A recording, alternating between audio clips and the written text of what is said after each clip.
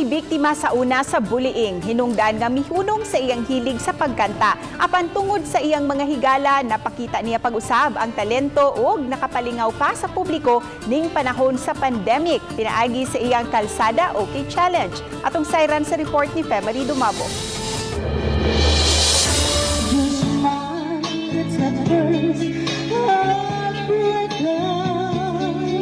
Usa sa trending karon online ning naluag-luagan na ang quarantine status, ang Kalsadaoke challenge. Ug usa na ni ana sa Rizalmot si Carla Alpis. Sulod ang gown, bit-bit ang mikropono nga gikonektar sa radyo nga dala-dala sa iyang backup nga 72 anyos nga si Noy Balting. Good to go na sila alang sa paghatag og lingaw. Pinaagi sa maanindot nga tingog ni Carla ug makalingaw nga dance steps ni Noy Balting sa kadalanan sa lungsod sa Barili ug sa mga netizens.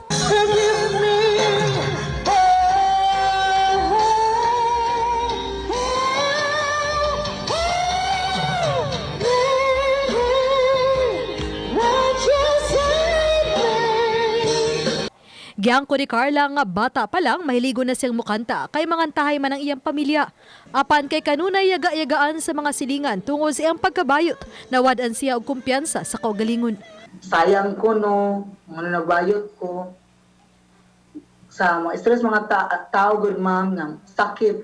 Hinungdan nga dako niyang pasalamat sa iyang mga higala sama kan Jessa kinsa nagtukmod niya sa pagkanta og balik. Ko siyang iduot sa iyahang kuan.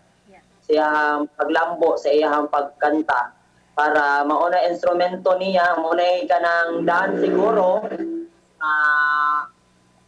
maabot, no? Makabot niya yung mga pangandoy. Wadyo ko matuon nila ninaan ang nag-viral ko na pag tanaw pa ako, pag internet na ko, na kita man jog ko, na mauto siya na amaze ko.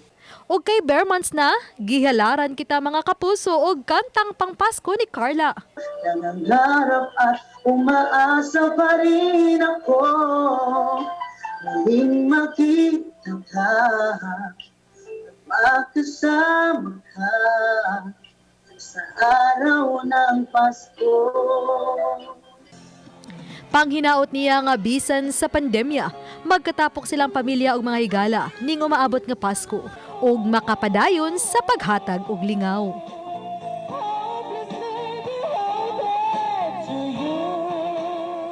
Uban ni Rod Prado, ako si February Dumabo. Balitang Bisdak.